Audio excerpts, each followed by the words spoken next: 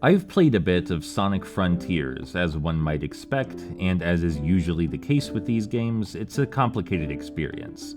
It'll take me a long while to S-rank every stage, uncover the intricacies of the combat, and scope out every collectible in the open world. That said, I do have some initial thoughts I'd like to speak, now, while the iron is still warmish. So, Sonic Frontiers is split into two gameplay modes. You've got your open exploration, and then your traditional hop and dash linear platforming. We'll be tackling the exploration first. Upon entering Frontier's first island, you're greeted with wide open, grassy, rolling hills, punctuated with moody stone structures, seemingly infused with arcane energy. It looks neat, it appropriately sets the mystical and alien atmosphere. In addition, there are collectibles just everywhere. I'm a huge fan of the "ooh, what's that over there? How do I get there?" style of collectathon, and Frontiers certainly delivers that sensation. I see a pile of platforms or rails or tower in the distance, I dash toward it on a whim, and I get a piece of my friend's soul as a reward for completing a quick challenge. It's instantly satisfying, and this is one of the only times that Sonic's unique movement has been used to facilitate a more traditional platforming experience.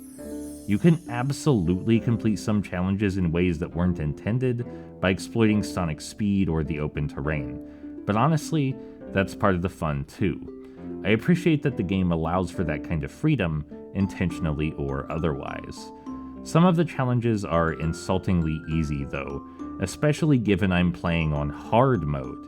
I've played driving games and Sonic games before, quite a lot. If there's 44 seconds remaining, telling me to hurry up isn't warranted. 10 seconds is a long time in a Sonic game, let alone 40 seconds. And it must also be said, as much as I enjoyed the exploration so far, it's clear that they weren't ready to make an open world game. The normal goofy Sonic jank is present, if not even more so thanks to the ambitious scope.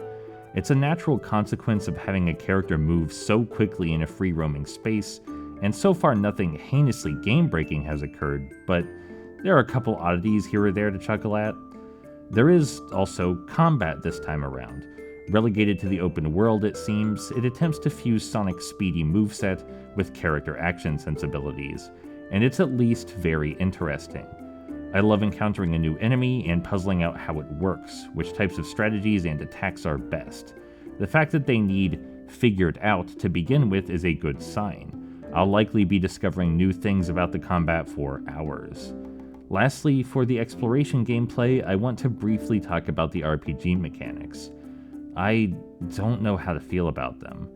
I understand with any modern non-linear title, developers feel the need to include character progression mechanics. To be fair, even Sonic Unleashed had some RPG elements, but I personally prefer that a Sonic game's difficulty only be decided by my own skill level, not by how many gobbly-dobbles I found lying around. I don't like that the upgrades make some combat sections utterly trivial and negate any challenge they might have held. Alright, now on to the focused, traditional linear stages. These are straightforward platforming experiences as seen in Sonic Generations, and they're short and sweet as seen in Sonic Forces. That's good by me. Modern Sonic games have almost always been about perfecting your runs through memorization and finely tuned movement, so having fewer obstacles to stylishly overcome in a breakneck setting where the goal time is under 55 seconds, it's far more approachable and rewarding for my restart happy mindset. I need those S ranks. Speaking of that, the S rank times are so far too lenient as they have been lately in this series. There was only one instance that I felt my pulse pounding as I pushed myself. The level design is clever, as always encouraging experimentation with multiple pathways, and I'm still enjoying myself, but again, I'm playing on hard mode. Give me something tougher.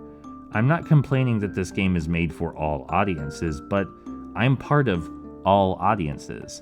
I miss the days of Sonic Unleashed where I had to earn my S ranks.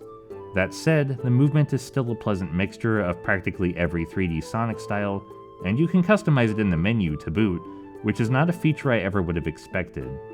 Oh, and we should also talk about the story, yeah?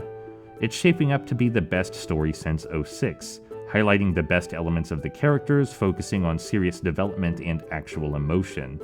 After a long stretch of games without any real writing to speak of, this is more than a breath of fresh air. It's a godsend.